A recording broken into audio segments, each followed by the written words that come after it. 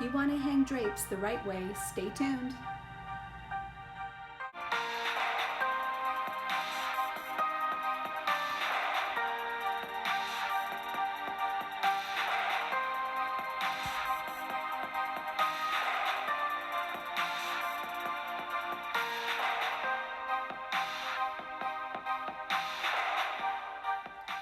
Hi, when hanging drapery panels, you have to consider two things.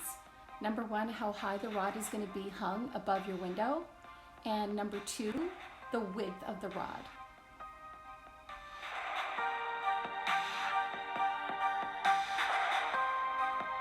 The height is very important when hanging drapery.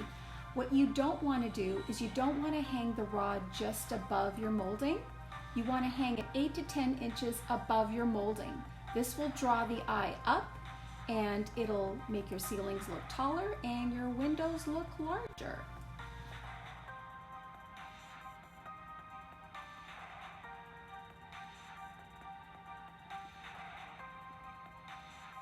Another tip on buying curtain rods, never buy rods that are less than 1 inch thick. It just cheapens the look. Always go 1 inch and above.